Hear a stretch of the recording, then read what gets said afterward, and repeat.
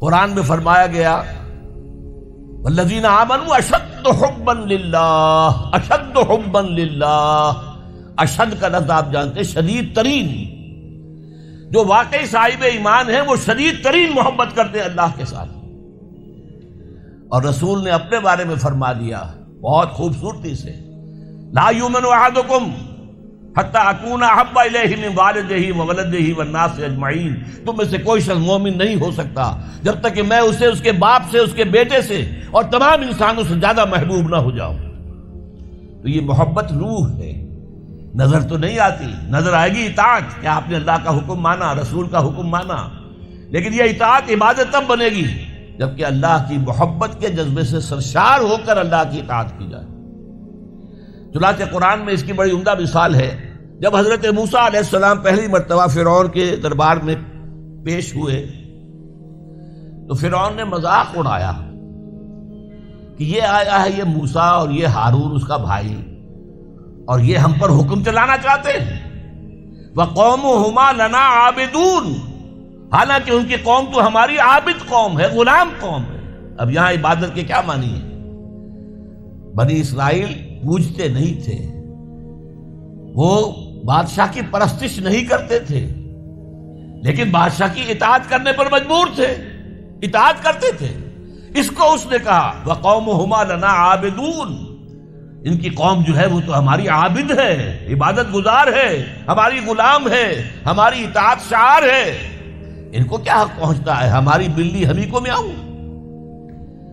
اچھا کوئی شخص کہہ دے کہ یہ تو فرعون کا لفظ ہے، آپ اسے دلیل کے طور پر لے آئے، اللہ کا لفظ تو نہیں ہے یہ، تو وہ بھی سن لیجئے۔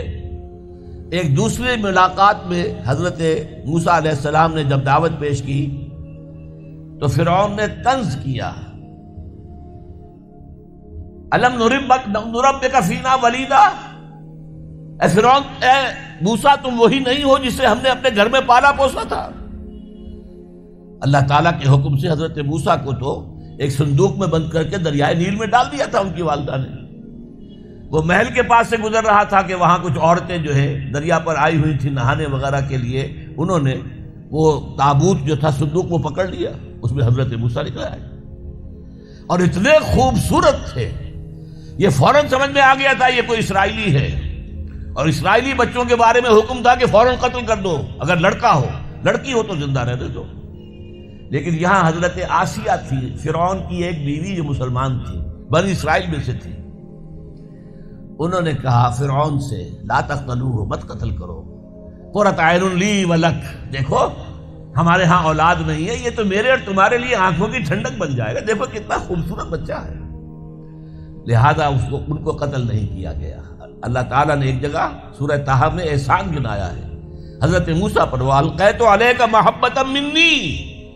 میں نے اے موسیٰ تم پر اپنی محبت کا پرتو ڈال دیا تھا، ایسی محبت خدا بندی، ایسا اس کا جذبہ ابھرا لوگوں کے اندر کہ حضرت موسیٰ کو غضب نہیں پہنچایا گیا، محل میں پلے ہیں۔ تو اس کے بعد فرعون کی اس وقت تک اولاد نہیں تھی، بعد میں اولاد ہو گئی، لیکن وہ جو بعد میں اولاد ہونے والا جو ہے پیدا ہونے والا شہزادہ، وہ حضرت موسیٰ کو اپنا بڑا بھائی سمجھتا تھا۔ تو حضرت موسیٰ کو جب تانا دیا الم نربک فینا ولیدا،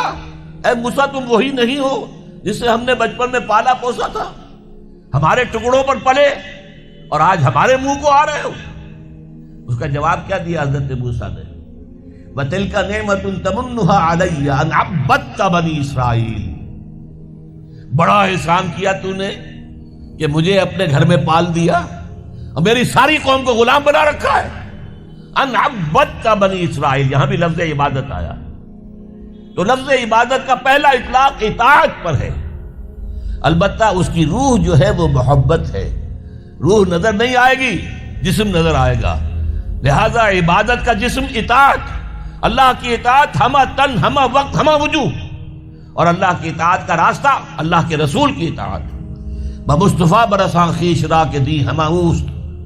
اگر بہو نہ رسیدی تمام بول حبیث، اپنے آپ کو مصطفیٰ صلی اللہ علیہ وسلم کے قدموں میں پہنچا دو، اگر وہاں تک نہیں جاؤ گے تو یہ سب بولہبی ہے، پھر باقی ساری باتیں جو ہے اس کا اسلام سے کوئی تعلق نہیں۔